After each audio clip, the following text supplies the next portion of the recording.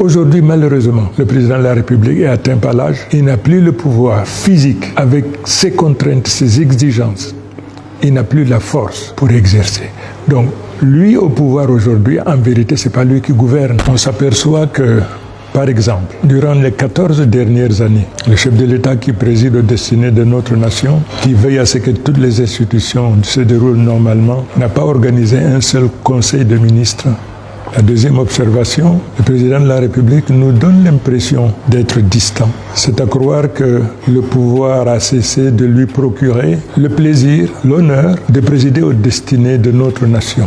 Par exemple, au niveau du gouvernement, aujourd'hui, il y a 4 ministres qui sont décédés, qui n'ont pas été remplacés. Nous observons également qu'il y a ce journaliste qui a été assassiné, victime d'une conspiration, assassiné de manière brutale, sauvage. Cela a suscité l'émoi de la nation en particulier, du monde en général. Jusqu'à présent, il n'y a pas eu de suite. Les populations s'interrogent. Nous qui étions ses collaborateurs, on s'interroge. Qu'est-ce qui justifie, qu'est-ce qui explique cette distance vis-à-vis du pouvoir? Le chef de l'État nous donne l'impression d'être autiste. S'agissant maintenant de son rapport avec le gouvernement, nous constatons plusieurs symptômes qui convergent vers ce qu'on peut appeler le syndrome de fin de règne. Le gouvernement de la République a cessé d'être un instrument au service de la République. Le gouvernement est aujourd'hui un instrument au service de puissances occultes. Alors ce pouvoir occulte, comme j'en ai parlé tout à l'heure, c'est aussi divisé en 2 clans. Il y a un clan qui appartient à telle famille, à telle caste, et l'autre clan qui appartient aussi à telle autre famille, à telle enseigne, que ce pouvoir, relevant de la souveraineté du peuple, se trouve donc accaparé par ces 2 groupes qui se battent pour le triomphe de leurs intérêts, mais surtout qui se battent dans la perspective du changement du chef de l'État à la tête de la nation. J'avais pris la décision de l'accompagner jusqu'à la fin de sa carrière. Malheureusement, il se trouve, le chef de l'État est inaccessible, il est invisible. Aujourd'hui, ne sachant à quel sens se vouer, compte tenu de l'impossibilité donc d'être en contact avec lui, pour discuter, partager avec lui, je me suis trouvé dans la nécessité, dans l'obligation de retirer mon engagement que je lui avais fait pour l'accompagner jusqu'à la fin de sa carrière. Cette décision ne procède pas du hasard, mais plutôt d'une très longue observation du rapport du chef de l'État avec la gouvernance, rapport du chef de l'État avec le gouvernement, rapport du chef de l'État avec les institutions de la République de manière générale. Cette décision est le résultat également d'une réflexion mûrie avec les militants et sympathisants de mon parti, dans la perspective donc du choix d'un des candidats.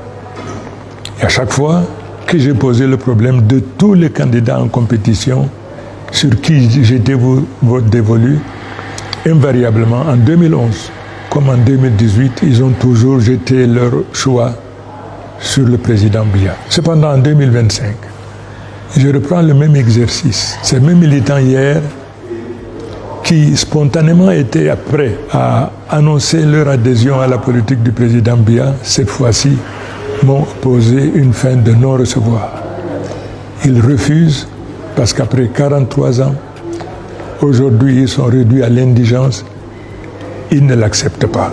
On ne gouverne pas une nation par procuration ou par délégation de pouvoir. Aussi longtemps que le président de la République était aux commandes et prenait des décisions qui étaient exécutoires, on peut dire, oui, il exerçait le pouvoir. Le pouvoir qu'il exerce aujourd'hui, il l'exerce par procuration. Et le fait, après 43 ans, qu'il n'ait pas eu la possibilité de désigner quelqu'un qui puisse lui succéder si telle était la volonté du peuple camerounais, donne l'impression, effectivement, que le pouvoir était sa propriété. C'est pour ça donc que nous disons non, le pouvoir est la propriété du peuple et c'est le peuple qui, conformément aux dispositions constitutionnelles, procédait donc à l'élection du nouveau président. C'est donc pour toutes ces raisons j'ai estimé qu'il était impossible de continuer mon expérience aux côtés du président de la République. C'est donc pour cette raison que j'ai décidé de démissionner du gouvernement. Si le pouvoir était contre, il m'aurait interpellé. Jusqu'à présent, je ne fais pas l'objet d'une interpellation. Ça veut dire que ça a été acté. La seule chose qui ne changera jamais dans l'existence, c'est que tout change. Mais je n'innove pas.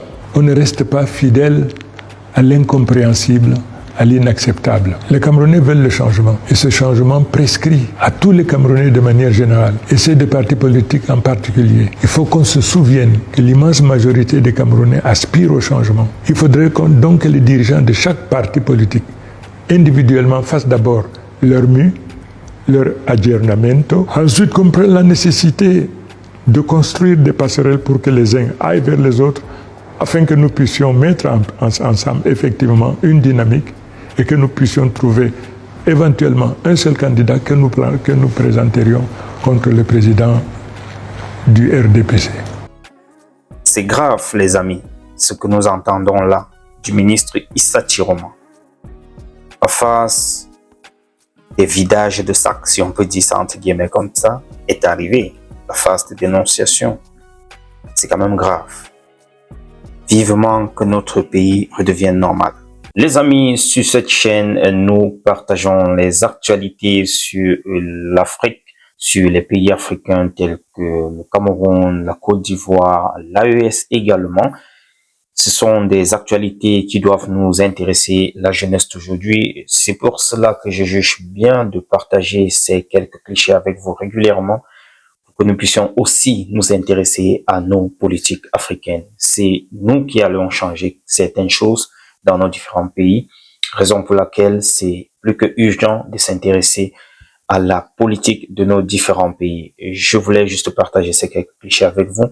Si vous ne l'avez pas encore fait, n'hésitez surtout pas de partager, de liker et surtout de vous abonner et d'activer la cloche de notification.